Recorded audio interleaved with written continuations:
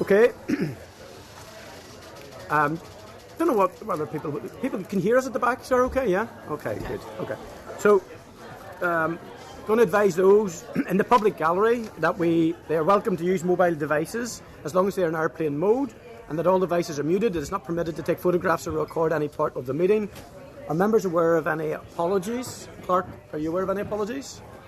No, Aoife and Patsy, Chair, are just running a bit late. Okay. No members will be attending via Zoom today. We are recording audio, so just for everyone to be aware of that. So agenda item 2 is declarations of interest. I would remind you of your responsibility, members, to declare any interest in any of the items under discussion today. Does any member have any interest to declare in relation to any of today's business? I am partner in a farm business. Thank you. William, any other? Okay. Thank you. William. Agenda item 3 is chairperson's business. Item 1, members are referred to page 6 of the pack to a memo from the clerk of the Committee for the Economy regarding our invitation for members of that committee to attend the informal Q&A session with young farmers after the main meeting today. 4 Economy Committee members may attend. Those will be hopefully Gary Middleton, David Honeyford, Jonathan Buckley and Sinead McLaughlin. Are there any comments in that regard? On you? William's having a wee bit of bother just hearing you, Chair. Yeah. Okay. Turn her up a bit. I don't think there's no speakers, unfortunately. So these are for you, for when you're speaking. Oh, okay. So we'll have to project our voices. Yeah. And if you're not hearing it, William, just ask us and we will try and do that. Okay. Item number 2, members. I refer you to the draft press release that was emailed yesterday to you regarding today's meeting. Have you any comments, or are you content for it to be published after this meeting? Content? Okay. Thank you, members. Agenda item 4 is the minutes of the meeting on the 8th of May. I refer you to pages 8 to 20 of the pack for the draft minutes for the 8th of May. Have you any comments, or are you content that the minutes are as accurate as drafted? And if so, I will sign these and they will be published on the website. Okay. Thank you, members. Okay. Agenda item 6 is the oral briefing from Ulster Farmers Union.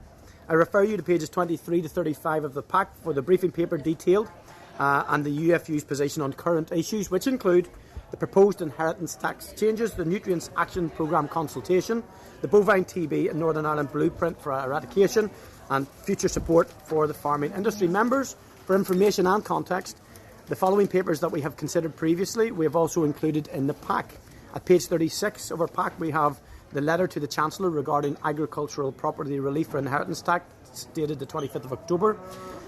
Pages 38 to 130 is the veterinary officer's review of bovine tuberculosis, which was published in November 24. Pages 131 to 132 is the letter from the Department advising us of the publication of the TB Partnership Steering Group's document, which was entitled The Bovine Tuberculosis in Northern Ireland Blueprint for Eradication. Page 5 to 36 of the table papers, the document itself, which is the Bovine Tuberculosis in Northern Ireland Blueprint for Eradication. And at pages 133 to 267 of the pack, the revised Nutrients Action Programme, the 26 to 29 consultation, which I think there's about 6 weeks maximum running of. Members, I welcome the following UFU members to brief the committee and answer any questions after briefing. Those guests are Mr. William Irvine, the President of the UFU. Welcome, William. And Mr. Alexander Kinnear, Parliamentary Officer for the UFU. Thank you both, gentlemen, and the floor is now yours. Thank you, Chair, and thank you for the invitation to be with you today. At the outset, I'd like to welcome you to the Balmoral show. It's a great initiative to be here and have this discussion on site, so to speak. Balmoral is the main agricultural show in Northern Ireland, but it's the start of a summer season of, I think it's 13 more local shows. And it really demonstrates, when you look at the crowds outside yesterday, today, and what the 2 days to come, it really demonstrates how significant an industry agriculture is within Northern Ireland, and I think it's worthy of noting that fact. The 6.5 billion that it moves through Northern Ireland's economy is pivotal to that economy. So we're here today, and I suppose we've sent through paperwork on your briefing papers. The big items currently are the recently announced nutrient action plan, the consultation around that plan, our ongoing issues with the inheritance tax changes, current TB status within Northern Ireland, and future support for agriculture. So those are our big ticket issues. Rather than read out the papers all over again, we would be quite happy to take questions on any of those issues that the committee would care to raise with us. Not a problem. Thank you very much. Get a pad over, please. I'm just getting the lots of members are just indicating that they would like to come in and ask some questions. So thank you for your detailed paper as well. Really do appreciate that. So I'm going to kick off if that's okay as chair. Yep. So I'm going to just go for the NAP consultation at first. So obviously the committee had its first brief last week in regard to that. And you've highlighted a number of concerns, but state that you will now need to take time to scrutinise the full proposals.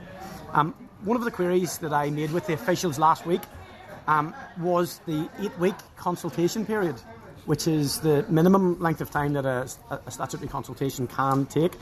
Has the UFU got any views in regard to the length of the consultation? Well, given lost a week basically because of this show and all the other pressures that are currently on us, we have put in a request for a 1-month extension to the 8-week period. So it's a very extensive consultation, 51 or 52 questions, detailed questions that require proper consideration and proper response. So we have requested the extension. No, 100%. The answers that I was given in regard to why it was only an 8-week consultation, I think were weak, to be honest. I think given the gravity of the challenges that this would bring, and certainly from what I've heard from farmers so far, it's probably created as big a level of fear, if not more, than the inheritance tax. But what has been evident to me is the desire to get involved with the consultation and try and give voice to that. Your paper states that you have concerns about your longer-term membership of the TB Partnership Steering Group and that your continued involvement depends on the speed of progress regarding wildlife interventions. Could you expand on your views on that and anything that you would be feeding into that particular aspect of the eradication programme? Well, as a general principle and as an operational position, we are firmly in the page where would normally have better into these rooms and at these tables and having our influence there. But our concerns around the TB, TB within Northern Ireland is out of control, and the status quo is not working for anybody. So there's three elements around in the TB. There's the disease within the livestock sector. There's the disease within wildlife, and then there's the farmer element and what we can do on that. And the minister has stated these clearly that he accepts these those three pillars are there. We are nervous that the farmer-facing actions will be progressed at speed, and the wildlife-facing actions will. I realise there's legislative issues around that, but unless every aspect of the disease is addressed, the other actions will not deliver on their own. Wildlife intervention on its own will not deliver, but the farmer-facing actions on their own will not deliver any benefits here either, or not enough benefits. So we want to see it all moving at one pace and a complete attack on this disease to get everybody to a better place. And our fundamental position around TB is we want healthier livestock and healthier wildlife. There's a whole issue out there about the disease in the wildlife, and effectively in these hotspot areas, it's our opinion that at least 50% of the badger population are living and dying with the disease of TB2, and that's not good for the wildlife and the animal NGO folk either. No, okay. Just to add to that as well, I think we're conscious the Assembly mandate is running down, and the need for a consultation on wildlife intervention to take place this summer, not any later than that. And we often hear the phrase that the Minister says to trust the science. Well, the science is telling us at the minute that we must have wildlife intervention, and that will have to be some sort of badger cull. So that consultation process needs to happen as soon as, with the fact that if we miss this chance with our history of our Assembly, and if that fails to come back at some point, we're going to be locked into this process even further with the TB project bill costing even more to taxpayers. Thank you. And just forgive us, as members, I'm sure every member will probably come back to each of these points and maybe come from a different angle if you can bear with us, if that's okay. So your paper states that the UFU is urging DAERA to accelerate progress on establishing ammonia baselines. Are you aware of what progress is being made, if any, in that area? Alexander, well, yeah, I think the ammonia piece to say we continue to have conversations with the department around that, but again, it's like a lot of these issues, patience is now running thin on this, and we're going to have to get somewhere as well.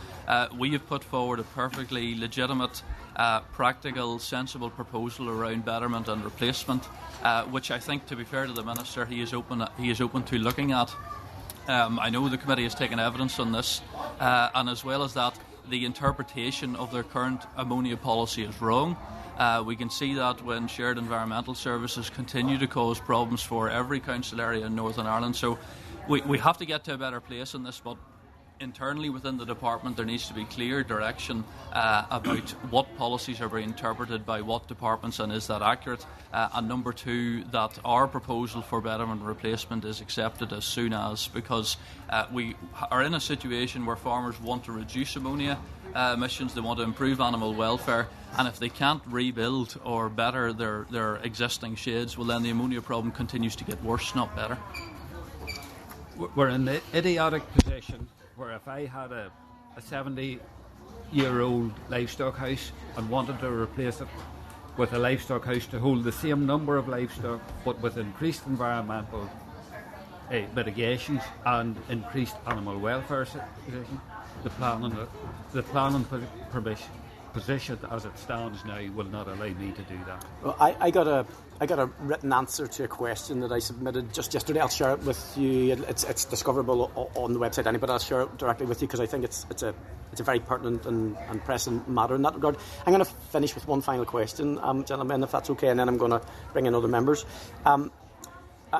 We know that mental health has been receiving a high profile right across all of the discussions in Stormont, not just in farm. But it occurs to me that at the moment there is a bit of a tsunami that's developing in regard to multiple angles, whether it's the inheritance tax, whether it's the lack of action on TB, now with the NAP proposals, and all of those are adding pressures. What is your sense in the farming community with regard to where farmers and agri is in terms of their capacity to cope with all of these pressures that seem to be mounting at one time? We're in a curious position at the moment, and the majority of the commodity prices, the produce prices of the produce we sell, are relatively good just at this moment in time. So, by and large, most of our members are able to service their debts and pay their bills at the end of this month. But all of us, when we look at our long-term future, when we look the TB that we've just mentioned about,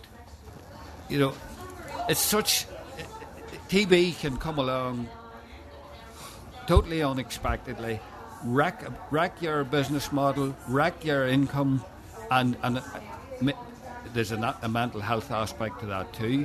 When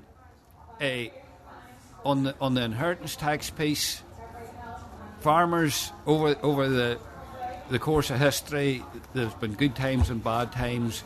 You always knuckled down and endured the bad times because you wanted the place in a better position for the next generation to be fit to carry it on. This inheritance tax puts that ability to move the farm down a generation in real threat.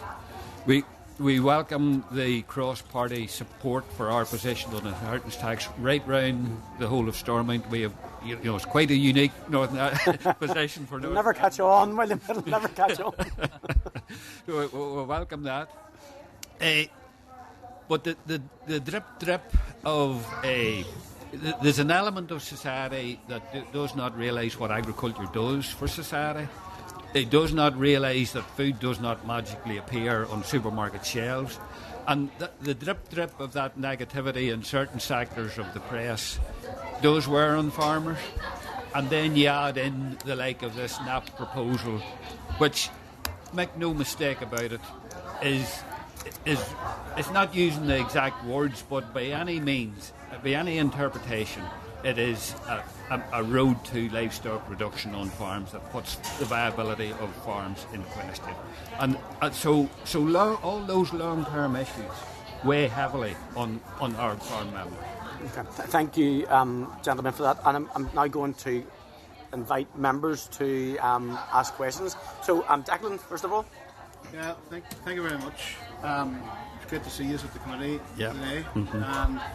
I've been here all day yesterday and this morning as well, and certainly the issues that you've identified are very consistent with the issues that we've been getting. We're moving out and about through the crowds and indeed at the party stand that we're at as well.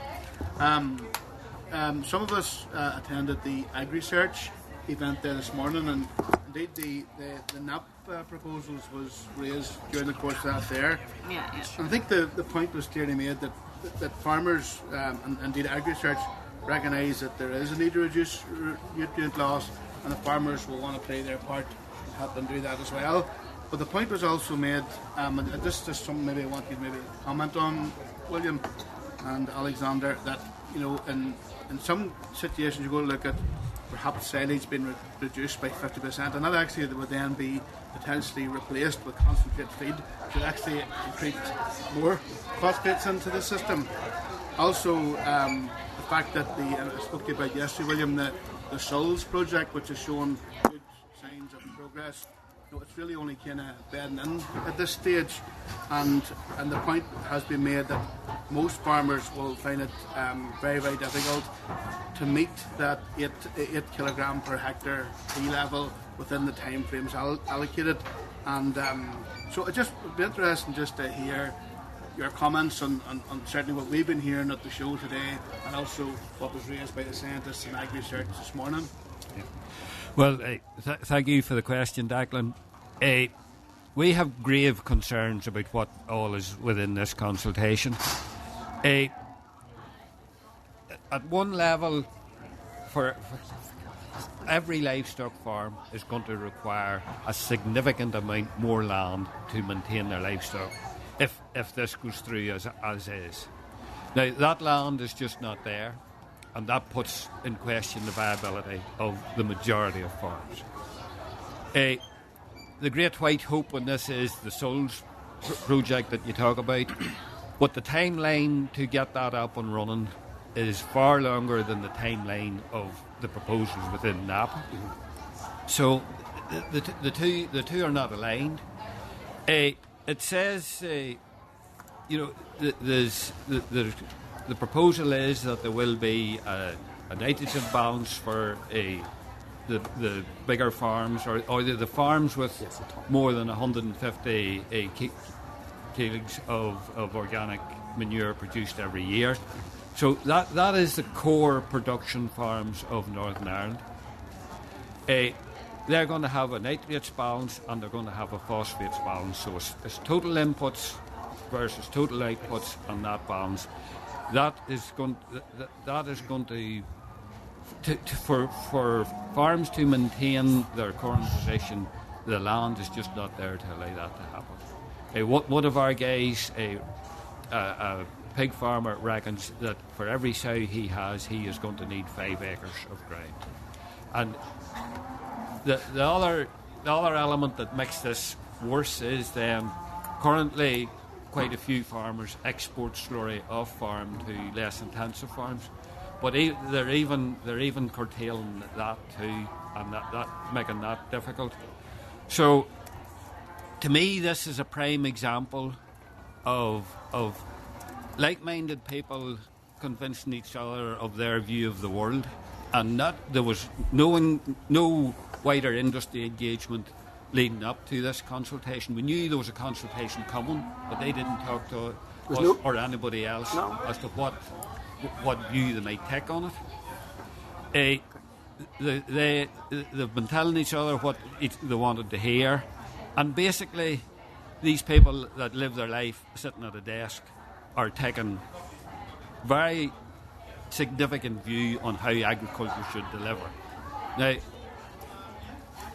to me, the bare minimum of that process should have been, well, we possibly should talk to some farmers here, but they haven't. Now, the consultation is there. It's a very comprehensive consultation, a lot of detail in it, and they want to bounce it through in 8 weeks. And it's just not on. The Agri-Search event that happened on the show here just this morning, some of our most eminent scientific people were speaking at that, questioning the science of what is in this proposal. So there's real questions to be asked here. Science, anyone's view of science is their view of science, but there's other views, and this is too important to Northern Ireland, to the rural economy of Northern Ireland, to the rural way of life of Northern Ireland, for a few people with limited experience to have such influence. Yeah, just to add to that, some of Agri-Search figures. They give an example this morning of a farm size of 114 hectares with 200 dairy cows would need an additional 103 hectares of ground, or a reduction of 47.5% in their stock. So those are completely unviable things, and I think when all these environmental policies are created, the 3 pillars of sustainability is what they should be based on: the environment, the social impact, and the economic impact. It's pretty clear that DAERA have decided not this time, and they're moving away from that, which causes us big concern. And I suppose on a technical point as well, there's some confusion that simply people think this affects only big farmers. This will affect everybody, because what this will do is it will put competition on the small farms in terms of the land that they have and the conacre, and it will push them off the market because the bigger farms will have to get bigger. So we're in this perverse situation, and it's pretty unfortunate this is where we've landed. Thank you. Declan? Okay, thank you, William. I'm sure it will pick up again as we go around the room, but just on another point, I'm sure all farmers know that this is a very important day, the 15th of May. It's the closing deadline for the SAF. So obviously this is the transitional year, and there's big changes in the horizon in terms of farm support. And just obviously from an organisation, the biggest farmer organisation here, and obviously your experience, what's your assessment of farmers' views of the future in terms of moving forward with the new Sustainable Agriculture Programme? I think it's fair to say there's a fair bit of uncertainty yet. Now, the beef carbon reduction scheme and the suckler cow scheme are both up and running, but we haven't got the detail yet around the new environmental scheme, and that is a very significant element of future support. For dairy farmers, their support is fairly well melted away. We're struggling to get support for sheep. The beef scheme and the suckler cow scheme is up and running, all on the basis of reducing carbon emissions and driving the reduction of carbon emissions. But the sheep piece, sheep play an important part in managing a lot of our more difficult terrain within Northern Ireland. They're a low profit sector. And I think it's really bad that our department cannot deliver some support for our sheep guys. As you say, we're in a transition year. The sustainability element is reducing year on year, and it's up to each individual farmer what other boxes they can tick around environment and other areas to try and replace some of that support. But it's all...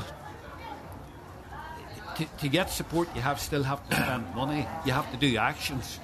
And the support is not, if you get 40% support to do something, you're still having to find 60% somewhere else. So I would say there's quite a bit of nervousness. Thanks, William. Thank you, Declan. Michelle? Okay, thank you, Chair, and thank you for meeting with us this morning. It's probably not ideal to have this conversation. I look forward actually to having a more detailed discussion as part of our own work within the committee, looking at these proposals moving forward. I suppose we do have the blue skies the last couple of days at the show, but I suppose that the dark cloud is that of NAP, which has been announced just before we came to show. Maybe the timing wasn't perhaps ideal. And maybe takes a shine off the show a little bit. But I suppose in our own conversations, it does look as though these proposals have been rushed and that there is an inconsistency whenever you look at what's the consultation and the regulations probably don't marry either. Declan's obviously highlighted the concerns from the Ag Research Breakfast, which we'd heard, and obviously whenever you're listening to Sinclair Main, who is an expert in this particular field, and he has major concerns and he sees this as untenable, I suppose we should be listening. I suppose one of the things which concerns me most whenever you look at, and he highlighted this actually, and I had this in my own notes prior to this, so which was quite good. He did say that management, where focus measures are not achieving desired outcomes within required timeframes, curtailing of farming activity if outcomes are not achieved. That in itself says to me that there's a chance here then for the department essentially to move in, create a situation where farming then can be curtailed, which essentially then leads to the end of farming activity, particularly in an area. I'm very conscious of the discussions, particularly around Lough Neagh, and I know that's a very sensitive subject. But I suppose really what I'm looking for are your reactions to what the potential outcomes could be of statements such as this. Well, just that area you've highlighted, we have equal concerns around it. I think the department have went down a wrong road here in the sense that there is much more to be achieved with working with and guiding and encouraging change. We all realise agriculture does need to change, but guidance and encouragement will gain much more traction than draconian measures and enforcement. And I think it's a completely wrong road for the future of our industry, and even I think it's a wrong road for our environment too, because there is a lot at stake here. It's important we get it right. Work with people, take on board their views. This is too draconian. I mean, this was in the past. It had been very much of a carrot and stick approach, and now this looks like a stick and stick approach. But I suppose if you're going to make change, and I mean, we're aware that there have been mitigation measures have been put in place, but we also know that those measures aren't going to see results perhaps in 12 months or 24 months. So you could be talking of decades of for change to actually happen. You know, what work have you done in order to do any assessment around sort of lead-in times for some of the proposals which are being put forward here? Well, you see, one of our big frustrations around this whole subject is agriculture has actually made huge strides in the right direction here. But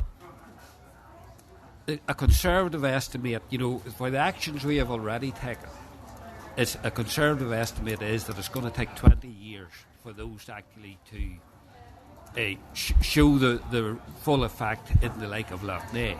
Now, our minister's on record as saying the Lough Neagh issue was 40 years on the making and will take 40 years to get to a better place.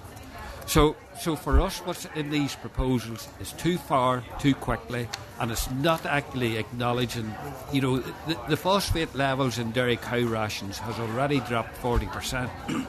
But it takes time for that to feed through the whole system and actually show in the water quality.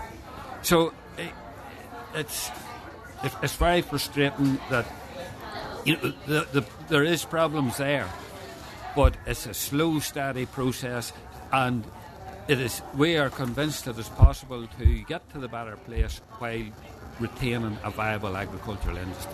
Okay, and just very quickly, just with regards to TB and the wildlife intervention, and I know, Alexandra, you'd mentioned that perhaps the need for a badger cull. What's your view if the proposal is just TBR? TBR will not deliver what we need on its own.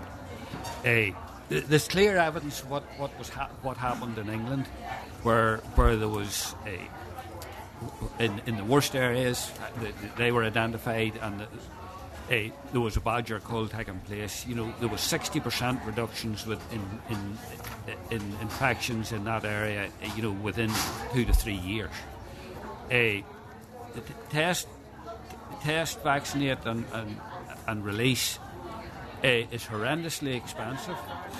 It's laborious, and all the veterinary scientific evidence is telling us that at our level of infection we need a more dramatic intervention in the initial stages than TBR will deliver.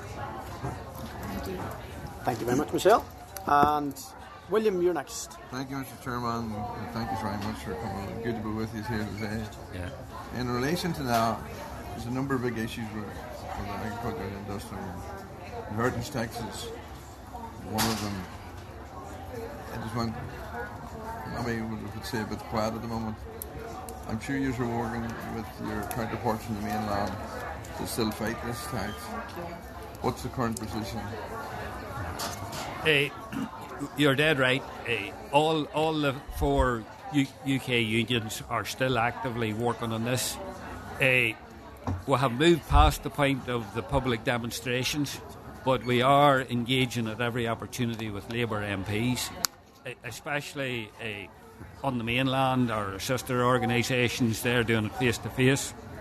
We just in recent week have put out an appeal to our own members for individual case studies, because we think the most traction we can get on this is individual stories and the impact it's going to have on those farms.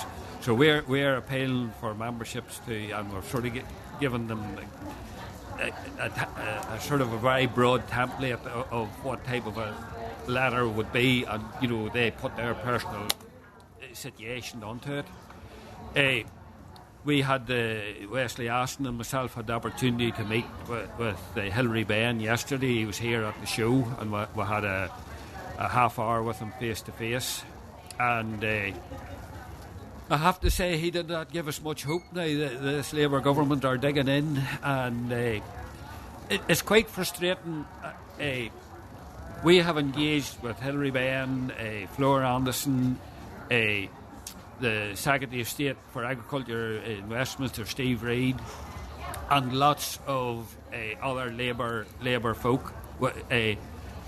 And we have got good traction, and I think that most of them were getting how significant a problem this was for Northern Ireland's family farms. But we cannot get that message through to number 11 Downing Street and the Chancellor. That is where the problem is here. She has taken a view, and to me it's a view that she's taken with poor knowledge of what agriculture does for the nation and the role it plays in rural life. And it's more of an ideology position than a facts and figures position, in my view. The timeline around this is next autumn's budget would be a possible time for a slight change. I don't think anybody thinks at this stage it's going to be reversed, but there's room yet at next year's budget to tweak it. We would really welcome a raising of the threshold or some other mitigation. After that budget, then there's a finance bill goes through the House of Commons, and whatever's in that finance bill will be law from April 2026. So the game's not over yet, but at this stage the signs are not looking good for a significant turnaround on it. Well, I think it's very important that all the unions work closely together on this one. And we are. Can I just add to that as well? I think we are approaching the crunch point for our elderly farmers and those who are currently terminally ill. Those people don't have the luxury of time. They cannot avail of the 7-year gifting period, and we have made that case to government that if this is passed, and as William talks about the process around this, and if it is brought in April 2026, those people are going to be put under terrible mental pressures, and we can see what all else is going on. So that's the big essential point here, that community of people get an answer, and we appreciate the executive support on this. We know it's a London issue, but there is power whenever the devolved government speak to London with one voice on this issue. In relation to NAP, and a couple of my colleagues have already mentioned NAP, and I know this situation. Very interested this morning to listen to Sinclair Main, who's a scientific officer with the department for probably 30 or 40 years, saying that the science around this is very weak. And someone of his standing saying that, I think, is very important. But you accept stock numbers could, if the proposals go through as proposed, it will mean a reduction in stock numbers in Northern Ireland. But not only that, job losses in Northern Ireland. There's 100,000 people employed in the sector. Inevitably, if there's less stock in the country, there'll be job losses. And I think this is something that's not fully assessed. Whenever the announcement was, or the consultation was first launched, within the banks were voicing concern. All the dairy processors, all the meat processors voicing concern. The pig sector, poultry sector, both poultry meat and eggs. Everybody's threatened by this. And while in the NAP consultation, they talk about the 3,500 farms that are over the 150 units of organic nitrogen produced. But the way it will affect every yard, so it really will, and the whole industry that is built around the farm is built on throughput of, whether it's litres of milk or kilos of beef or pigs or whatever, pork or whatever. This is going to dramatically cut that throughput. There will inevitably, if it goes through as is, there will be significant job losses, I can guarantee it. That would be my fear. Yeah. Thank you, Mr. Chairman. Thank you. So Anya, then John, then Aoife, and then Patsy at the end. Is that okay? Thank you. So Anya, thank you. Get a cup of tea later on. Yeah. Down in the stall. Just in and around the, I suppose, the mandatory adoption, and the move towards mandatory adoption of lessee equipment on farms. And I know Alexander raised concerns around smaller farmers, and he's absolutely right to raise those concerns. Obviously, given the fact that small farmers, most of them, won't actually be able to afford this equipment, and in some cases, I know Declan raised last week with hill farmers, the equipment is essentially useless depending on the terrain. So if you could maybe expand on that specific area within the NAP proposals. Yeah, no, Anya, you're 100% right. As I say, that we are all up for policies that are practical, that help the environment and that are economically viable. But when it comes to lessee, we have a lot of questions over that. And for the points you've just stated, they don't work on a lot of the topography of Northern Ireland's land. And there are even concerns on ground that it can work on. We've seen our weather. We see drier summers where farmers are using lessee equipment. The sun comes, bakes the nutrients onto the ground. They're not washed in properly, and then they're harvested and brought back in and feed stuff, and we see concerns there as well. So we keep hearing this phrase about trusting the science. Yes, of course we must trust the science, but is it practical for all farms in Northern Ireland to have this equipment? The answer is no. Is it viable through engineers in Northern Ireland? No. And I noticed last week in evidence the officials admitted that there was a bottleneck the last time this was brought in for a number of farmers. So again, this is something we want to see, that with an appropriate level of livestock and depending on farm type, yes, bring the practice in. And the other point as well is that this process will force a lot of small farmers to rely on contractors as well, That's more added cost. There are a selection of contractors available throughout Northern Ireland, but that's not everywhere. And again, if we're all relying on a contracting business and weather doesn't permit, well then we add another pressure into the farming system. No, absolutely. And I suppose there was, keep me right here, Alexander, there was a pilot project, wasn't there, a year or two ago in relation to the lessee equipment. So I suppose the onus is on the department to take the learning from that and try to incorporate it as best possible. Just in relation to last week's briefing, I think, again, if memory serves me right, the official had stated that the stakeholder group had met a week before the proposals were, well, published. So I'm just looking for a wee bit of feedback in and around the consultation that was carried out with the stakeholder group, which obviously involved yourselves. There was 2 meetings of which a group of stakeholders were involved, but by no means were those 2 meetings where all of these proposals laid out. The draconian nature of them, there were some discussions around some minor issues, maybe around the weather alerts and different things, but if you like, the process that happened, and I know the committee has taken an interest in the future support stuff, where that was done through co-design, this was done through the polar opposite of that. And the best way within agriculture and indeed throughout any government department to get a position that works for all stakeholders is to go with that process of co-design. That appears to have been thrown in the bin this time. We can't work out why. So there was never any situation that the draft proposals were raised with yourselves at all? No, not in full. Right. Thank you, Chair. Thank you. And John? Chair, thank you both for your presentation. Look, I'll start with the environment. We've had difficult conversations on it before. I suspect we're going to have further testing conversations on it as well. But I need to, and for the benefit of the public, put my position out quite clearly. I want us to be in agreement. I want us to be in a good place. And when the difficult questions are asked, and I'm going to draw on some of the commentary in your press statement, they're being asked, I hope you know, for the right reasons, and let me try and tell you why. Your copy of your press statement that's been issued to us on that, Loch Ness is often referenced as justification for more legislation, but agriculture is just one contributor to the nutrients issue. Now, here's why I ask the questions. You will know that some of us have been quite robust, or very robust, in our questioning and in our commentary around Northern Ireland water. In the roundtable discussions that led to the restoration of the Assembly, I called them, and all parties were there, corporate polluters. That's my position.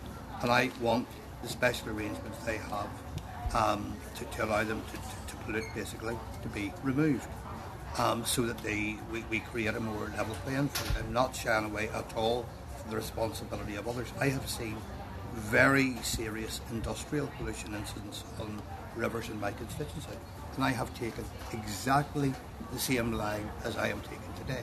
The line I'm taking today is because I think we are beyond the position now of environmental protection, and it's now about saving what is left of the natural environment. That's my position, and here's why.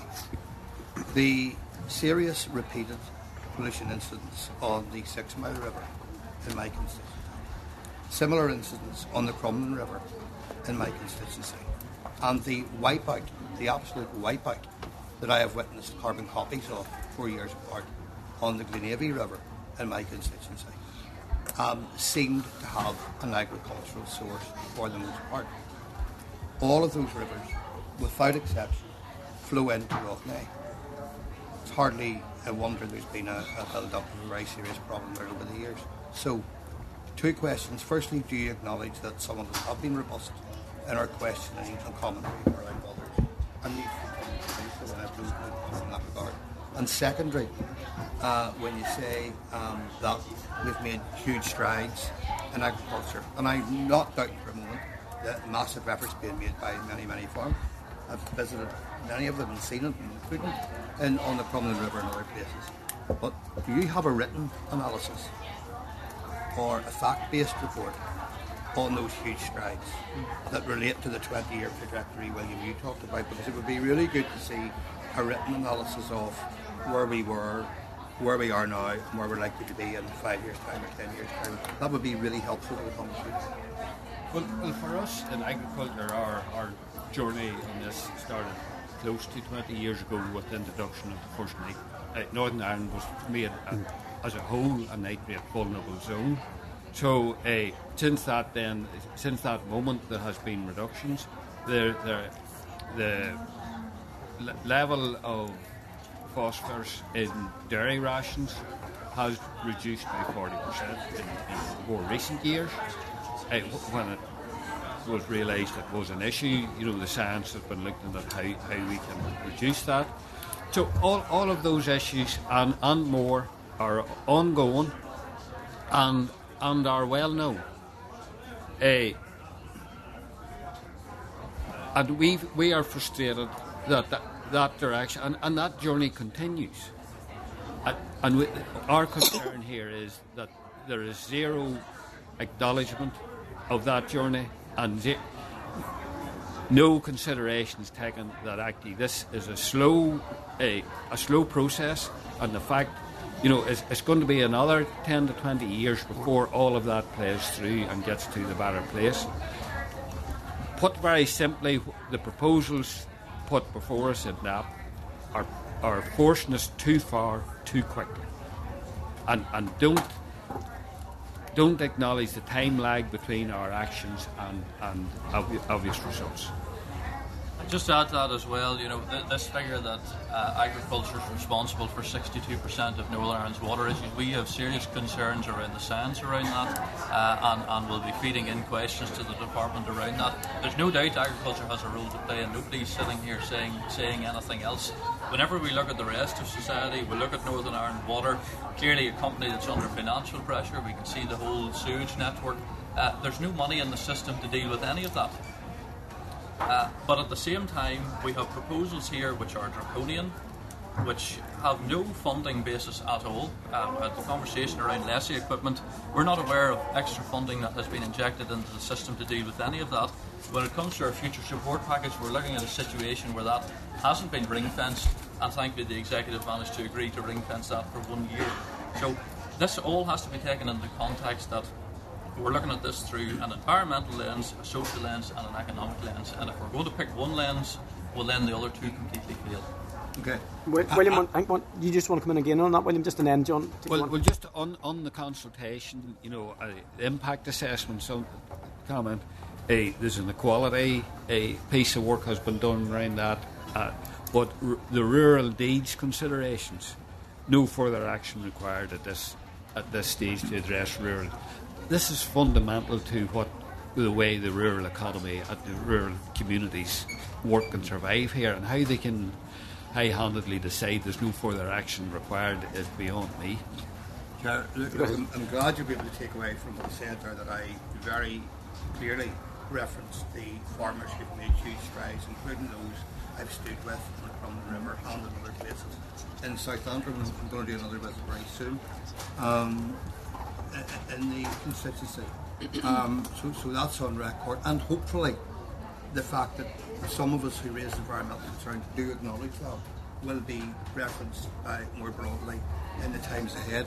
But on a specific part of my questioning there, is there a written report or a published analysis of the progress already made by the farmers I've referenced?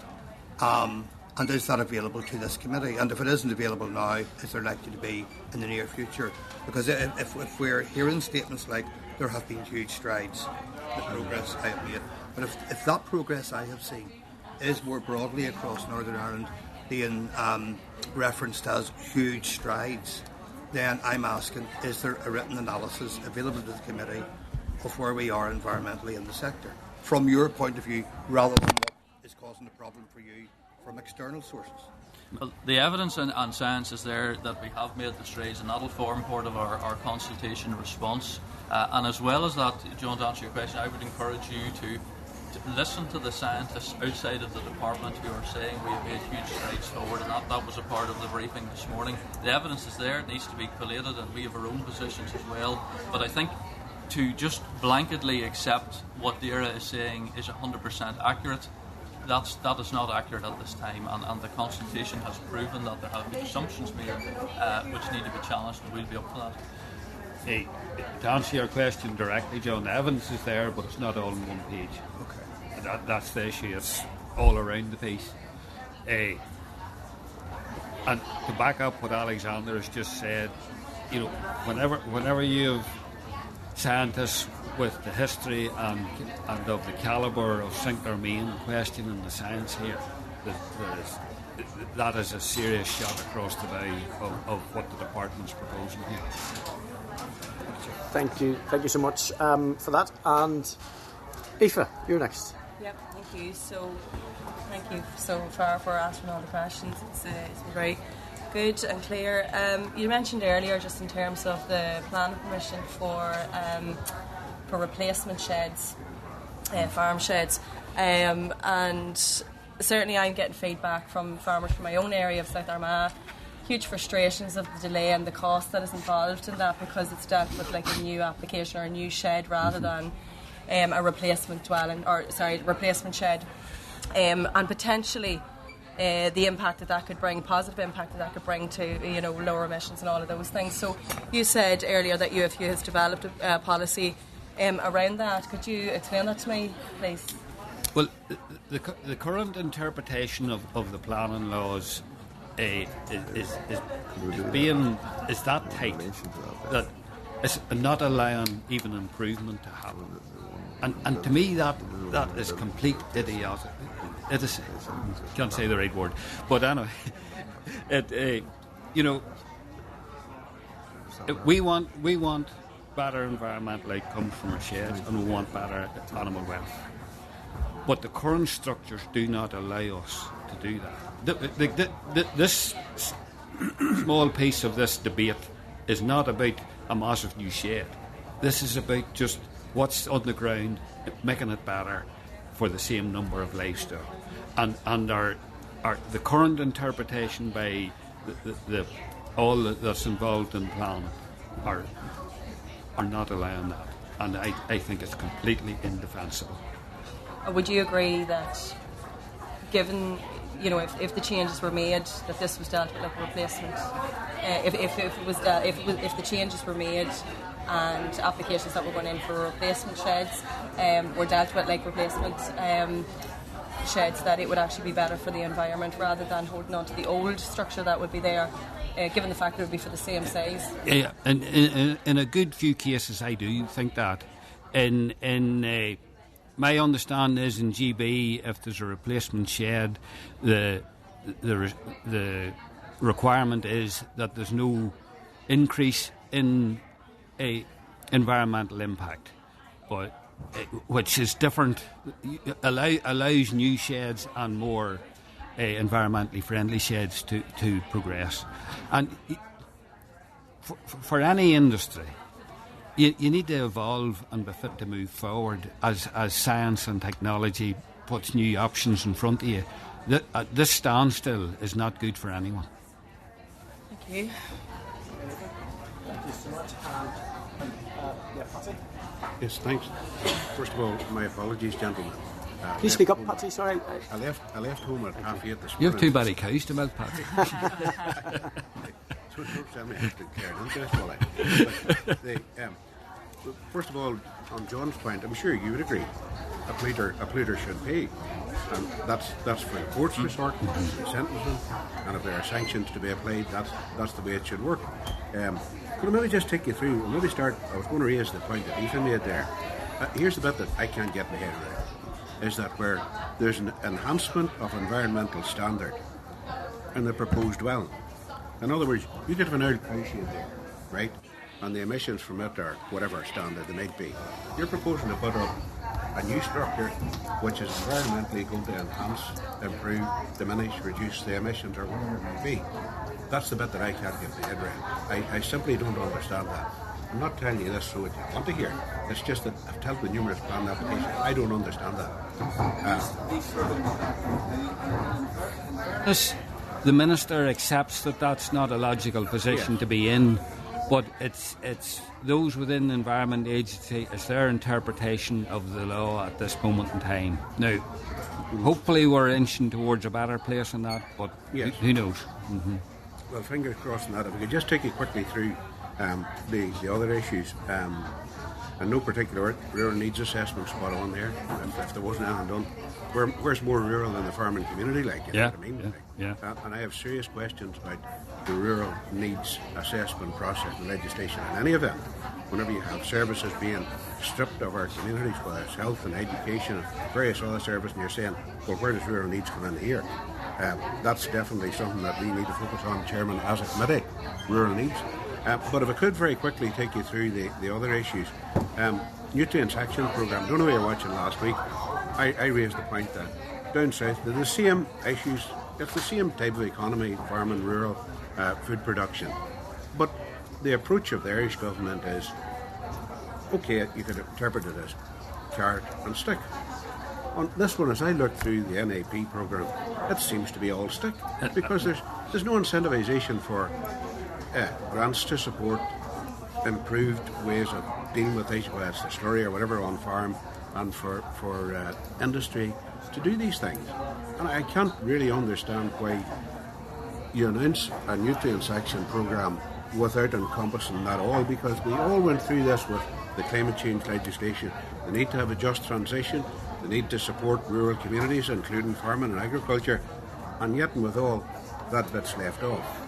If we want the farming community to improve things, look, some people are getting it tight enough, and to encumbrance them with this, without support, without incentivisation, to my mind, the department needs to look south and say, what have you done there and how have you done it? That was the observation I had last week. On that piece, Patsy, there's much more to be gained for the environment with encouragement and incentivisation and guidance than this stick and more stick. Yes, no, I get that, and I understand that, especially whenever I look at what they have been doing down south. Well, they have been working very closely with the agriculture and farm and rural communities to move towards change, which everybody knows we have to embrace, we have to work toward. Could maybe just two other brief issues, Chair. On the inheritance tax, I get that. I was chatting to a lady yesterday. She's, well, I'll not call her elderly, but she's an older woman from farming family, right? And they had to go and see their accountant about all this whenever this came out. And like, her big worry was the encumbrance of, as it will be the case whenever they pass on, herself and her husband, to leave a legacy of an inheritance tax debt to the son, as it is in this case. And that's a big worry for a mother or father, to leave that legacy to whoever's coming next. And I'd be interested to hear just, I saw in your briefing document there that you'd spoken to a number of Labour MPs, but they seem to be nodding, yes, we recognise the problem. Is there any of them shooting their neck out to say, well, we need to do something about this? Well, yesterday there was, I think, 6 representatives from the Northern Ireland Affairs Select Committee from Westminster over with us. That committee is chaired by a rural Welsh Labour MP. Yes. And she is on our page, and she is not afraid to state her case. I've seen her speaking out about other stuff as well. So yeah, she's a very courageous lady now, and quite vociferous on our behalf. Yes. A few others are. Unfortunately, this Labour government has 100 plus of a majority, and a handful that have the courage to speak out against them will not change it for us. But we welcome their courage and their voice on this, all the same. And your example's, entirely accurate here. I think this is going to change whether farms are viable once the generation before passes on. And if a farm is number one left with too much debt, clearly it's not viable. And on the other hand, if a small farm then has to sell land in order to pay off that debt, well then the farm becomes a small holding and not a farm at all. That's right. And again, we're trying to link this argument into food security, and Labour had mentioned that in their manifesto, that food security was national security. It's very clear they've turned their back on that idea. In a global context, we couldn't be much more unsecure. Absolutely. The final thing is TV. I saw you just were firing a warning shot over the department over, look, we're participating, but you can't forever rely on our participation. Can you maybe share with us some of your concerns about how the strategy was being developed? Because I know it's a bit like a wheelbarrow, it's always in front of us. The TB eradication programme has been in place for over 60 years. And for the majority of that, the TB never was eradicated. It was there, but it was there at acceptable levels and didn't threaten our industry. But in recent years, the badger was made a protected species. At this point in time, nobody knows how many badgers there is in Northern Ireland. Queens are at the start of doing a survey. It's going to be interesting to see the results of that. Anecdotally, from our members, badger population has never been as high.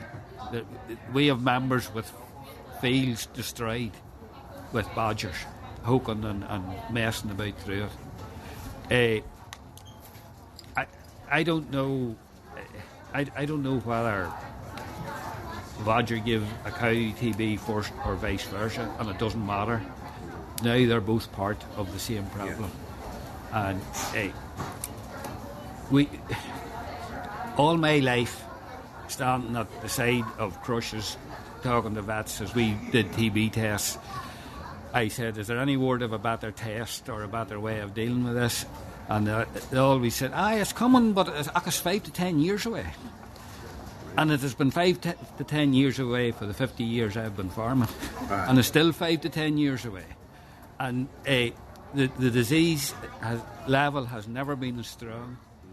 There has never been as much financial and mental anguish in farmyards because of it. And something has to change significantly. And the challenge, and I realise, I'm glad it's not my problem, but the harsh reality around TB for Stormont Executive is to get to a better place, we're probably going to have to spend more money in the short term to save money in the long term. And just one final question on that. It's very brief, yes, very brief. Sorry. I'm making up for lost time, Chair. But it's on that science, the issue of vaccinations or whatever. Are you hearing anything from, obviously you would deal a lot with the scientific lobby as well. Are you hearing anything from them about any advances on that front? Yeah, slowly they're getting there, but I'm not sure that they're there yet. Okay. And for us in Northern Ireland with 10+% of herd incidents, what the science is telling us, vaccination does not work at that level. You need to be less than 4% before it is a viable option. And even there, I don't think they're still working on it. Okay. That's grand. Thanks very much. Thank you, Chair. Thank you very much, members, and thank you. I was reading this last night and just want to draw your attention to it, because sometimes the documents that we fear the most offer us lines of greatest hope. So in the Climate Change Committee's Northern Ireland's fourth carbon budget executive summary, what it does reference and what is missing potentially from the NAP at the moment is the fact that they recognise that the right incentives and support need to be in place for farmers and land managers to adopt low carbon practices. And I think it's just worthwhile sometimes that I think we are all facing in the same direction. Unfortunately, the communications and the steps aren't always in line, but you rest assured the committee will be keen to speak to you guys as stakeholders, as are there many stakeholders in this discussion. We all cherish the land that we have, and we all want to work in the same direction. So thank you for your time today. Gentlemen, really do appreciate your appearance here today. Thank you. Thank you for this opportunity. We're always glad to put the case for agriculture. You do a good job. Thank you so much. Members, just before we move on to agenda item 7, which is the oral briefing from the Young Farmers Clubs of Ulster, could I just remind you to try and speak up, speak slowly and project your voice. I picked up about 90% of it, which was okay. And at the age of 53, I no longer have supersonic hearing. But we'd appreciate if you just would try and project your voices a little bit. And thanks to those in the public gallery. So we're just going to ask now, agenda item 7. So if you want to come forward, the Young Farmers Clubs of Ulster. So members, I refer you to pages 269 to 271 of your pack for the briefing paper outlining challenges facing young farmers in Northern Ireland. I also refer members to pages 272 to 273 of the pack for a list of questions from the YFCU to inform the Q&A session, which is going to happen after this meeting. So I'm going to welcome the following representatives to brief the committee and answer any questions. That is Richard Beattie, President of YFCU. Good to see you got home from Cookstown okay that night. Yes. Joyce Allen, the Vice President of YCFU. Joyce. Yes. And Sarah Halliday, the Secretariat for the DAERA Committee, YCFU. Okay, I'm just going to invite you now to brief the committee. Thank you. That's right. I just want to say thank you very much for the invite here today. Just sort of give a background for information on young farmers. We have a membership of 3,500 members across the province, based over 50 clubs within that there. So within our structure, we have club level, county, and then province level. It's the organisation, we celebrate our 95th anniversary this year. In terms of key stakeholders and funders, DAERA is one of our key funders, along with the Education Authority and private industry sponsorship, and also income from our membership of the organisation. So very much our key aims as the Young Farmers Clubs of Ulster is a people-focused organisation with the objective of encouraging individual development, creativity, initiative and contribution for the benefit of member, charity, industry and community. And I think we're the largest rural youth organisation in the province, and I think that's something to be very proud of, and with the support of the membership that we like to do. But just a bit about myself, I'm originally from a dairy farm. I work in the animal feed industry, so it's I'm very involved, so work all over the province in that regard. I also work within from Cookstown, Balmoral Young Farmers, but I also work within the agriculture industry in the commodity grain trading. But I'm a recent graduate from Queen's and Caffrey. And I'm from a dairy farm. I actually work in headquarters. I also did a degree with Queen's and Caffrey in agriculture. Brilliant. So as you can see, it's sort of a very strong agri-focus. So, but just to give another background of our membership, we recently conducted a survey, 95 seconds for 95 years, where we're trying to try and identify what are the needs of our organisation. One part of that there is competitions, which you're no better position today for the Assembly to see what's happening. So we currently have our stock judging competition going on at the minute, moved on by our football, tractor handling and tug of war. It's always very anticipated at the end. And yesterday we had our the committee want to put a team in, and you never know. Tug of war tonight. It's need a good anchor for it. I wasn't looking to my left. No bother to you, Eikon, anyway. So it's the association is. Balmoral show is a great way to highlight the organisation, and certainly, as you know, there's plenty of hustings events go on, so it's great to meet with stakeholders. I have to say, it's we have good interactions with the Minister. The minute, and certainly it's something that's been very good in the last 12 months. He's met with our DAERA committee on 2 occasions and come to several events, which is is really encouraging for our younger members, and also to point our views and concerns, which obviously from the paper you'll see they're very similar to some of the Farmers Union. But the main, as we mentioned earlier, young farmers is very important as well. For we're releasing our census tomorrow as well, and one highlight was that rural isolation within Northern Ireland, and young farmers is one of them ones that we can deliver on that there. I recently just coming from one of our events, we have a cup and a catch up as part of our wellbeing committee campaign as well. Something came out of the back of COVID, whereby it was identified, unfortunately one of our own members took their own lives, and it was identified, well, how can we as a membership organisation try to identify them factors and help the membership. So the wellbeing committee has done an awful lot on that there. Also within our structure, mentioned about our DAERA committee, but we also have our travel committee, who also offer travel exchange opportunities to go all around the world, and of that there we have our programme and development committee, so they look at assess the competitions, events that young farmers run. So we have a large programme within events. We do a lot in the arts, the public speaking, group debating, arts festivals, like a musical, one act drama. Also we've talked about their agricultural competitions, tug of war, sheep shearing here, but with stock judging, beef, sheep, dairy, and soil assessment. We actually have it on the stands if anyone to call by and have a. The minister did enter it this morning, so you have to see if you can beat him. So that's it. So it's very much incorporating the education piece on it as well, and certainly we've recently run the second year of our Cultivating Young Leaders programme.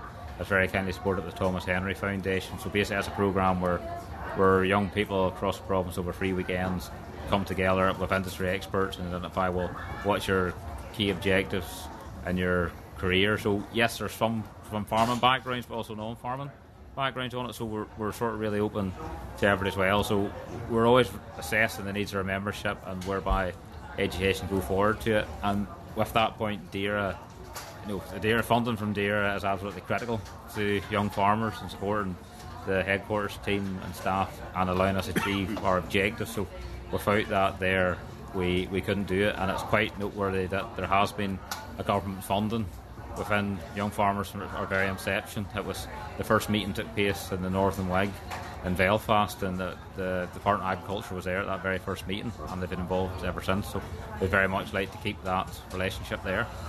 Very good. Excellent. Okay, thank you very much. If you're ready, we'll take some questions from the committee members, if that's okay. I'd like, firstly, to say I'm very pleased to see that we're not the only ERA committee in town today. Your own ERA committee is the Agri Voice for your very impressive 3,500 members, and what's even more impressive is to hear you voice, because a lot of people won't understand that not everybody in the Young Farmers is actually from the agri background. So it's obvious. It would be really encouraging to see if that can be, and if we can be of any help to establish that even further, and because it helps through the genesis and broader awareness of farming and agri. So I'm going to ask a couple of questions, if that's okay. Your paper states that there needs to be something done to incentivise the long-term land tenure for young farmers in Northern Ireland. Have you seen any models of good practice in any other areas at all? Particularly in the first, one of our closest was in the Republic of Ireland, where there was an incentive to lease land for longer terms, but that was a tax incentive. We previously had our land mobility scheme that was funded by DAERA, but unfortunately that funding was cut on it. But certainly the feedback from that was the main barrier was getting access to land for a significant amount of time. Now, it's quite noteworthy that the NAP consultation and certain access to land and for significant time, the two tie in quite well in that regard. It's obviously, as you know, the Con-Acre system here, you have it for 1 year and you don't know how long you have, and there's no fixed contract. It's sort of unique to this part of the world, and that was a huge barrier. Now, I appreciate it, it's very much the power to tax lie within Westminster, but that was something, access to land was a huge issue. And more so getting that access to land, but then investing in that land. If you know you only have it for 9 months, well, you're not going to simple agronomic. You're not going to lime it. You're not going to apply the correct fertiliser, reseed, or invest a lot of money in that there. So that's a major inhibitor for young people trying to get into land. There's many other ones that obviously first access to capital, but it's.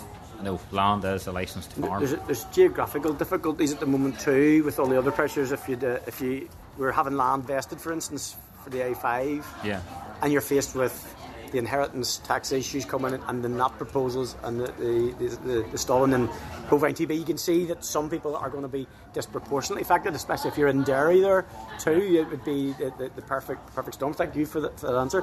My second one, the paper states that young farmers are disproportionately affected by bovine TB, and that you give an example of young farmers often having smaller herds, which makes the loss of even a few animals devastating.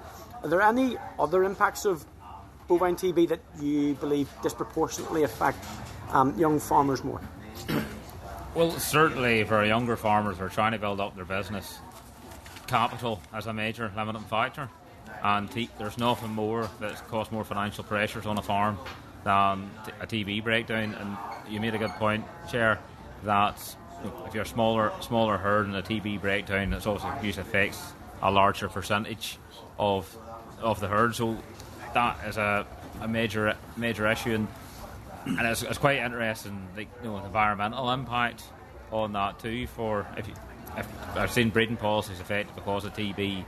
Selected breeding want to breed from the best genetics, but where TB breakdowns occur, they have to breed from all livestock, and that's having a negative environmental impact there too. But more, and the big thing is sorry. And that's okay. That's recording you, so you just need to speak up. Sorry. Another big thing is the well-being effect of membership to all members too. It really is soul destroying. Like I've seen it in family members and within our membership trying to build up a herd and having that the TV herd shut down, then suddenly the financial pressure it really is difficult. I don't know if any other panel want to add on that. Yeah, so in our recent census, we've discovered that only 46% of our members are part-time farmers. So these part-time farmers are having to invest their own money that they're earning through their jobs into keeping the livelihood of the farm going when they're hit by a TB breakout in their herd. So it's really having multitude of effects that goes back into the well-being and the mental strain that puts people under. So it is affecting our members, and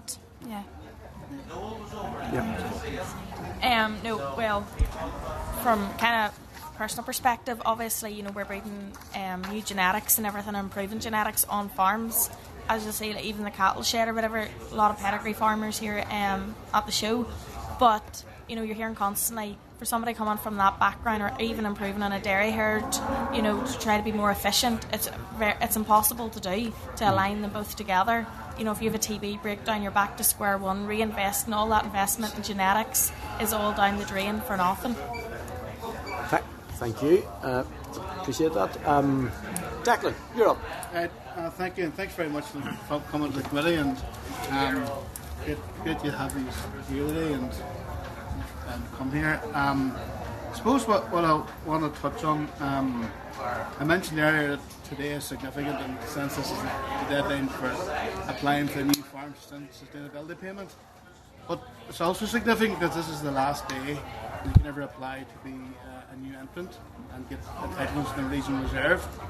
And that is something that I spoke about at length here in the committee, because I don't feel that's good for the future of farming, particularly for young people. And there's a regional reserve, and there is no young farmers scheme. So, what would you like to see succeed in that? Would you have a vision as to what would succeed the young farmers scheme and the new entrant that will be beneficial for getting young people like yourselves and incentivising young people like yourselves into the agriculture and agri-food industry? It's quite interesting you talk about that. We're recently on a trip to the Netherlands. Looking at an EU, there's incentive that if a young person takes over the family farm now, this is where the parents or the first owner signs it over. They got a €50,000 incentive to do it, which is it'd be nice to have that there. But there's a great financial incentive for a young person to take over the family farm. But I think there has to be sort of that conversation, because succession, yes, every family is different, but I think that's where government can play in to say, look, for a young person to take over the family farm, they need that business, run it and that, and if there was a more financial incentive, like a one-off payment, in that regard would be, where I see would be a good help. I don't know any other panel. The other thing I would just say, it sort of relates back to what we were chatting there about the availability of land as a new entrant to get in. Even so, the likes of myself, I have a brother at home. He's obviously going to move the business ID and all, and be moved on to him. But if I wanted to start out as a new entrant with my own land or whatever, I need at least 5 years ground. But it's getting that ground to even secure that herd number, and that's the biggest issue alongside capital. You can't have a farm when you need the resources to go along with it, and it's having access to those resources for a young person. And thanks for that. And I know that you have plenty of halls all around the north, and we've had a few times a couple of events.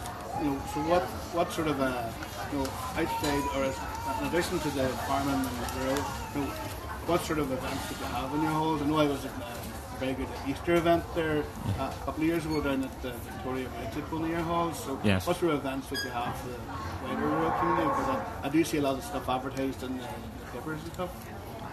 Well, each club will sort of be different. So in my own club, we recently had our big breakfast. So we did that for a charity that is close to the club's hearts.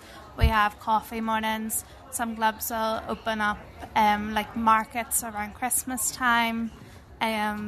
Like there's a range of different activities. Richard has a president's appeal around Christmas time as well. So clubs will be open for donations for, like, for example, Cash for Kids for toys and stuff like that, where people from the community can drop in gifts to go to other people who are less fortunate. So really, each club is different, and that's what makes Young Farmers unique. We're an organisation run by young people for young people. So the officials in the club decide what they want to do and what their priorities are for the year. And just to add on that there, in terms of our basic structure, I mentioned sort of earlier to start slightly that within our winter programme we'll aim to meet twice a month within the winter months, and in that there the club meetings could range from everything. We have a big part, we're partner with Yellow Wellies with farm safety talks, with our wellbeing committee, so wellbeing ambassadors go out round to clubs giving just talks about how to assess their own well-being and mental health and deal with that there. That's a very big part of it. And we do outside trips, so we'll maybe go to excursions, maybe some factories from the agri-industry, or very simple, like we're conscious as a social organisation, like maybe go bowling the night, some sort of a fun environment for young people too. It's very hard to cater if you have members there maybe 12 to 13 up to the age of 30, so it's trying to do something that has for everyone. You're talking about events. I say we bring in internal speakers. So I remember our own club meeting, we had an undertaker come one night. So it's to talk about business. So we have everything. I'm busy at night. So it's very much it's very much every club their programme that's sort of something unique, and it really is quite telling. Obviously, I mentioned earlier the Education Authority is one of our main funders as well, and it's certainly come back away the impression that this is all, again, as Sarah made, organised by young people, generally a secretary and leaders in their early 20s, organising around maybe 30 or 40 young people, and it's very much put together by them, and it's we listen to their membership in each club. If they want to do something different, the club will try and organise it for them. All I can say is keep up the good work, and your colleague Robin Swan, the former president as well, he would have been in the... I'm going to tell you, he was only kicked out a couple of years ago. I think he was lying about his age. Good work, anyway. Thank you. You'll notice that when the baby was crying outside, none of the members here reacted. We thought we were in the chamber. It was Monday or Tuesday. So Michelle's up next, and then John. So Michelle, thank you. And thank you very much for your presentation this morning.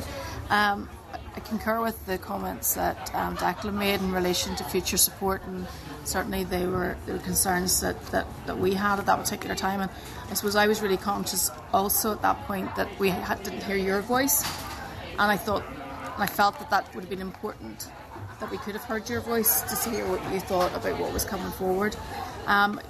In your paper you have mentioned about the issues around the complexity of policy, and I suppose if you ever tune into a committee meeting on a Thursday morning, you realise that we don't always get our head around some of the complex issues that are coming from the department, and sometimes the rationale for those. But it is quite telling that 60% of young farmers feel that they lack proper information and advice on agricultural policy. And I suppose given the conversations that we're now having, given the NAP consultation that's now come out, that is complex, but it will have far-reaching consequences for yourselves as the next generation of farmers. What are you doing as an organisation in order to inform your members? Well, in terms of legislation, I think that's young farmers. We never envisaged ourselves as being a lobbying organisation, but at the same time we always want to make sure our membership is best informed. I agree with the sentiment in the sense that it's hard to get my head around all policy. Certainly trying to get my head around the latest NAP proposals has been quite a difficult one, and certainly one point I would say the 2-month return for them to get that response back, I'd definitely say we need a far longer time to review it, because there's a huge document and huge changes, especially for ourselves, the next generation of farmers. We have our Agri-Environment and Rural Affairs Committee. As I mentioned earlier, we have met with the Minister twice, sort of given input to policy in that regard. We'd have the policy team from the Ulster Farmers Union just update on that there. But we do try and work with general stakeholders within the industry. I say it's probably something it's really something in the last year we've got more involved in policy. Certainly the inheritance tax changes, the APR. It was so important to policy, we ourselves as an organisation felt that we couldn't not look into. So certainly this is, the 95 second survey and the census is very new data to us. And I think as an organisation, it's probably new for us, like, trying to update our membership more on policy and how it's going to affect them. So probably our own ERA committee are really where we look at policy. So that will be the committee in Young Farmers that will reply to the consultation.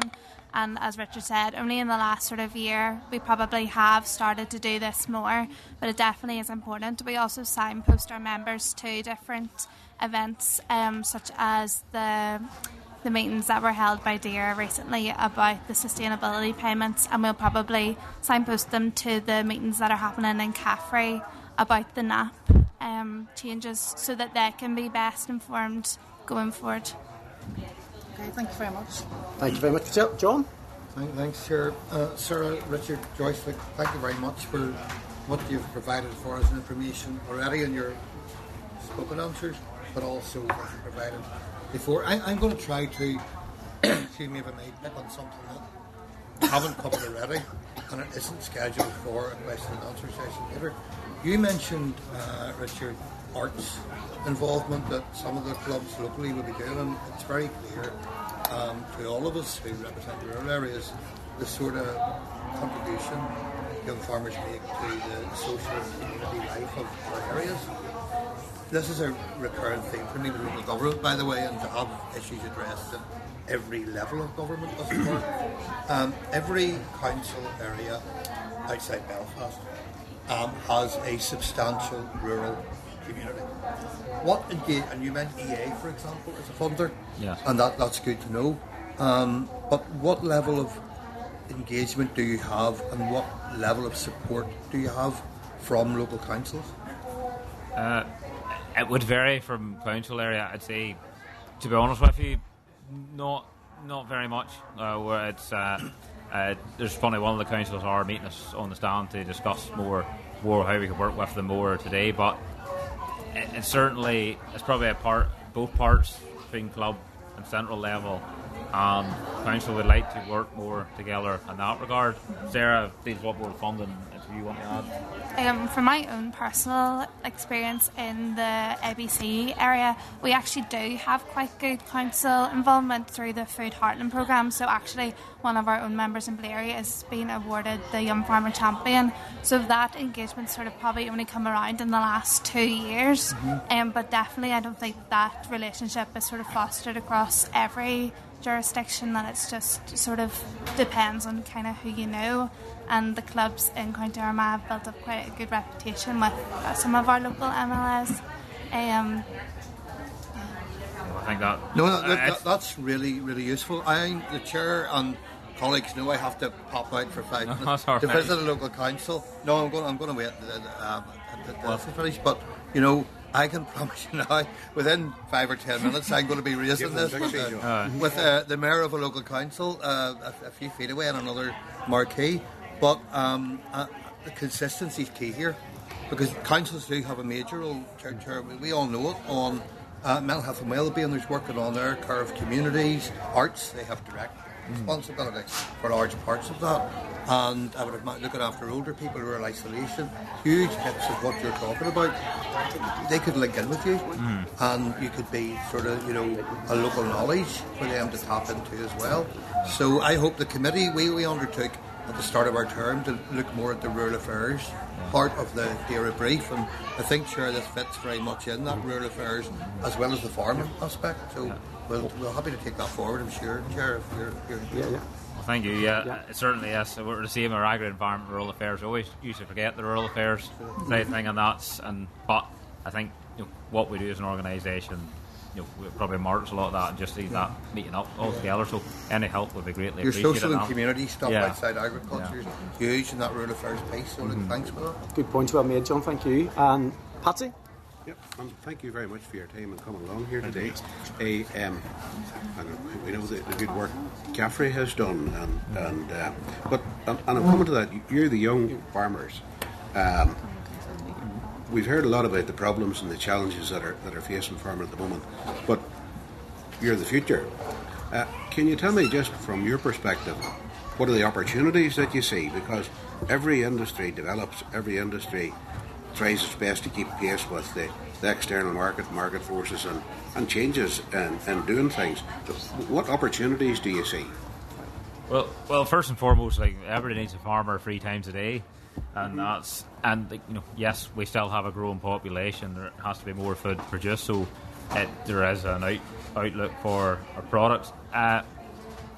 For myself, I'm from a family farm involved in the agri-food industry. It's a great industry to be in terms of community and network. I wouldn't want to be working anywhere else. Just that change is a constant no matter what. And for young people coming into coming into farming, we're looking at a generation now of farmers are very well educated. Like myself, Sarah, Joyce, all of our degrees in agriculture. It's something maybe years ago we didn't have, and it's trying to farm with science in that regard. So it's like trying to get the best, and also I would say we are a lot more environmentally conscious in that regard, trying to make the best decisions on that there too with the limited resources we have. So I think in farming you have to be forever the optimist. I think maybe most careers are the same, but I think that just the greatest opportunity there for young people, it's that excitement of being in an industry that, well, I say there's always challenges, but you always know you're producing a product that consumers need, and it's an essential public good, so there is that, you're conscious of it. And maybe leading on from that, thank you for that. And what support would you see the department providing that is maybe not providing in full or even in part at the minute to enable that future and support you moving to that future? Well, it's always it's a main fear of losing that direct payment help and support. Yes. We are conscious. It is we are very incredibly exposed to external market forces. Within agriculture, for example, I'm in the dairy industry. We produce milk in March, and I don't know what I'm getting paid for it to the end of April. So yes, I appreciate that's out of the control of DAERA, but it's not. As policy thrown out, like the change and that consultation, like these are absolutely huge for agriculture and could happen in such a quick pace. It's that having more gradual change and more active involvement with young people, like in terms of changing that, young farmers were never consulted yet. We'll be the ones that will have to bear the consequences of that. And I think just more having our seat at the table there to try and say, look, feed in from a young person's perspective would be the first step in that there, and then how we can come together to overcome some of the challenges we've mentioned here today going forward. Yes, okay, thank you. Any of the rest of you want to follow up? The uncertainty is definitely, it's scary, like going into a farm and you think of the changes that have been made in the last few months, like with APR, and the future it's daunting for a new entrant stepping in. And as Rich said, the price of our commodities, while everything's good at the moment and farmers are in a good mood about it, they're not doing too bad, but you don't know what the next 6 months could bring, and it's definitely, it's uncertain, and it's a big risk to step into that, and a lot of our young farmers would be stepping away from their set salaries where they know what they're going to have, and really it's a risk they're taking by entering agriculture with the uncertainty there is at the moment. Thank you. There is that appetite for farming. We've focused so long on getting even the whole women in agriculture element. Right. We've now got it coming through, and it's seen the likes of Caffrey since 2020 have been oversubscribed in level 3. There is that appetite to get into the agriculture industry, but it's just, the farm itself is where everybody, whether you do a degree, do a level 3, it feeds back to you're providing a product and a service on farm itself, but it's providing a wee bit more certainty on the farm. platform for those people, because the likes of NAP and all these policies coming out in it, consultations, young people are a wee bit uncertain and they're like, why did I take a job? But there really is that appetite there, so it's feeding that there and nurturing it to keep young people within the industry now that we've got them captivated. But it's providing a wee bit more certainty in the likes of the payment schemes to keep them encouraged going forward. Okay. All right, thanks very much. That's a very, very good one. Just for a succinct answer, if it's okay, before bringing in the next speakers. Because obviously this committee and the Minister have the VARAs on the NAP and on the TB, so but we don't have the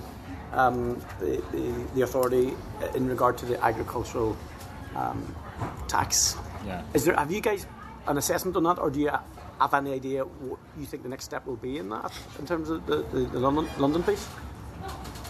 Is that the change for tax incentives for the agriculture? Well, I think the scheme in the south worked very well. The inheritance tax. Yeah. Oh yeah, well, inheritance tax, yeah. Certainly, I was an honour. I was given evidence in Westminster to the Northern Ireland Select Committee, and as William highlighted, the chair of that committee were very in support of removing it. Now, it's really, the more you dwell into it, the more the evidence. There's a short-term fix, and it's not going to cure a long-term problem in terms of public finances. And as Joyce made relevant, agriculture is a cornerstone of the whole agri-rural economy. And if we take away from the base, and that is the family farm, and whereby they're left with a huge tax burden, either leaves the farm unviable, the land has to be sold, or whereby they're stuck with a huge tax bill, and it's whereby that money's been spent in tax and where it couldn't be used to improve the farm and improve output. All factors show that we need to produce more food, and certainly the inheritance tax changes in APR shows no merit in terms of trying to maintain or increase our food production at the minute. And I'm just going to finish this. My assessment is that obviously some people are calculating this based on someone sadly passing it on. But young people have made their minds up long before that. If there's no change, they will not be waiting in the wings if they know that this is unchangeable. So I think it could be a lot. The pressures could come a lot sooner. But thank you for that. So William, you're next, and then Aoife and Anya. Thank you. You're very welcome. It's good to see young blood interested in the industry. In relation to planning, and I know there's an issue around betterment and replacement of old buildings. Have you come across this issue? Have you seen this issue first off? Yeah, it's been a major frustration for young people. Certainly, well, I'm a prime example. I've just started a small family, bought a small holding, and I need significant work. But we're planning, whereas at the minute, there's no way I can make that more workable and support the plans going forward in the future. So, planning for any young person coming on to a new farm, are always full of new ideas and enthusiastic in how to improve the building, improve buildings, the whole farming operation. That is the first. That's a huge stumbling block. If they can't get the planning, they can't put in the plans, and it's more frustrating to go to Caffrey, Greenmount, that has the most state-of-the-art facilities that they're taught where this is what the best of the best is, how you should work for it. Oh no, I can't do that on my own family farm if I can't get planning. It's a bit of a letdown in that regard. Yeah. The committee is aware of this issue, and the committee has made representations to the Minister and all on this issue. It is a major issue. I mean, it doesn't really make common sense if you have an old building and you want to replace it with better environmental issues and better suited for the situation. You can't do it. There's no logic in it. Yeah. So I think we as a committee needs to keep pressure on the Department and on the Minister to deliver on this issue. Thank you. Thank you, William. Aoife? It's great to see young women here today representing the YFCU. So you'll know from the report that was commissioned by this committee a few years ago called Breaking the Grass Ceiling, that 95% of farm businesses are headed up by males. Can you see this changing, and do you feel that the role of women is fully recognised and appreciated in farming? Yeah, well, I know from my experience, half of the people I did my degree with were girls. So there was a class of 24, 12 were girls, 12 were boys. So definitely you can see more women coming forward into agriculture. I think also social media has definitely empowered a lot of girls to step forward. There's so many strong women on social media promoting agriculture, and definitely layering inspiration for many young girls who are thinking it could be a possible career for them. And I think that the stigma is definitely starting to be broken down. We're not fully there yet, but I think that someday we might be. Do you have anything to add, Joyce? Yeah, like I come from a farm. My granny was the main farmer on it. Didn't really get recognition. She was just the woman that done everything. Whereas, when the boys came along, they were great. Everybody knew them. But definitely, as Sarah said, class of 47, the boys got outnumbered. There was 32 girls. Going home, there was 6 people that went to do full-time farming, and 4 of those were girls. There was more that was taking on the full runnings of the farms. The rest of the boys was maybe getting a job, to supplement the farm. But it's good to see that there is more representation, even throughout agriculture.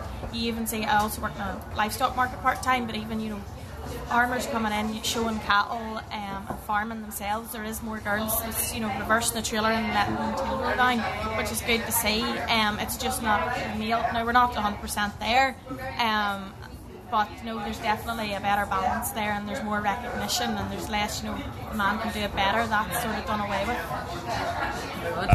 with. Just to highlight that point too, within our leadership team, within young farmers, there's 11 at the top. So of that, there's eight female girls. So it's I'm nearly getting in the minority now. So that's yeah, you're right. But look, it's great to see, and I think it's very much everybody has a good ability, and that's what we want to be. And certainly within my job, I'm about a lot on farms. And it's good to see younger girls taking over the family farming business. I think, as they made the point, I think that stigma is slowly going, and certainly coming through education, it's very well split. So yeah, it's good to see. Our actual membership as a whole, so we've got 51% are male, 49% are female. So our membership is pretty much 50-50, which is encouraging to see. So definitely, no young girls feel that they're the strange one for going to young farmers. It's not something that we found a barrier in our membership. Was that deliberate or organic? That is just natural. That's just what it is. It's never been something that we've really tried to change, or it's sort of always been around 50-50 for the last few years anyway. Okay, well, we can't slag John Blair off now because he's back in the room. He got us all that money. Although you can pick it all up in Hansard, the recording, John. Anya? Yes, Chair, thank you. And just a supplementary from Sarah's last point there, I suppose, Caffrey deserve kudos in this too for, I suppose, fostering young women coming into those courses. Richard, you touched on highlighted mental health, and it's absolutely fantastic to hear that you are being proactive within your own organisation to try and address that.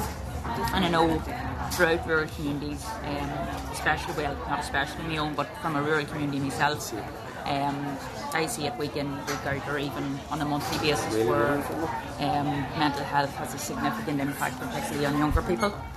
And going forward, the review of the rural policy framework, that would be something that I would like to see highlighted and included specifically within that. Have you had any consultation with the department yet in and around the review for that new framework? Not that I'm aware of, no. No, that's okay. Well, I suppose going forward it would be something that I would even like to meet with you separately, just to discuss in terms of priorities or topics that you would like raised with the department. I don't know, Chair, if the department has gone out for consultation yet, but it's definitely something keeping in mind for yourselves. No, certainly I'll be encouraged to do that. Thank you. Thank you, Chair. Thank you. Okay. Thank you very much for your presentation. I hope you've got a good hearing. Thank you. And certainly we've enjoyed listening to you and hearing what you're up to, what you've achieved, and also answering our questions. The committee, I'm sure, would like to remain open to you guys especially with all of the challenges and changes there are at the moment. So thank you. Thank you. Thank you. And yeah, we'll be joining you shortly again. That's all right. Don't worry. We'll tug of war rope ready for you. So Declan, You've been in there warm up, Declan. Go into a few stretches, Declan. Thank you, man. Thank you very much for your time. Thank you, guys. Okay, members. We move into agenda item 8, which is the departmental written briefing for the DAERA final budget 25-26. Refer you to pages 275 to 280 of the pack for the written briefing paper on any changes from the draft budget 25-26 to the final budget position 25-26. Members, we are due to take an oral briefing from the department on the 5th of June regarding the final budget position and the June monitoring. However, as the Department of Finance has scheduled a debate on the 25-26 budget for Monday the 19th of May, we sought a written update to inform us of any changes from the draft budget 25 allocations. The final budget 25-26 opening allocations for DAERA is 599.5 million resource DEL and 31.8 ring-fenced resource DEL, with depreciation, and 119.5 capital DEL was agreed by the executive on the 3rd of April. Members, in relation to the resource DEL, the only change from the draft budget 25-26 allocation was an additional 3.4 million resource DEL for the pay award from the 1st of August 2025. The Department states it is an extremely difficult outcome and further work will be required as part of the June monitoring round to determine the extent of these pressures across the Department. Members, in relation to the capital DEL, there is no change from the draft budget 25-26 capital DEL allocation of 119.5 million, and the final opening capital DEL 25-26 budget allocations are set out at Annex A of the correspondence. The Executive also agreed indicative executive earmark resource DEL allocations to DAERA for the June monitoring in the region of 1.4 million for employers' national insurance contributions and 5 million for Lough Neagh. Members, are you content to note for information to inform the debate on Monday? I will be speaking on behalf of the committee. Members, any points you want to make at this point? Happy enough? Sure, just one point from myself. And look, the debate's happening on Monday, did you say? Yep. Could we write to the department just for clarity in relation to the £700,000 allocation to future rural policy? Mm-hmm. What is that exactly for, given the fact that there is no rural policy in place at the minute? Yep. Can you do that? Yeah. Members content? Thank you for that. Oh, yeah, yep. Okay. Agenda item 9, guys. Forward work programme. Members, a draft forward work programme can be found in table papers at page 282 to 285. Do you agree that the forward work plan is published? Yep. Thank you, members. Agenda item 10, any other business? No? Okay. Agenda item 11 is the date and time, place of next meeting. Our next meeting is next Thursday, which is the 22nd of May 2025 at Parliament Building, starting at 10 a.m. And this session is now closed. Don't forget the info.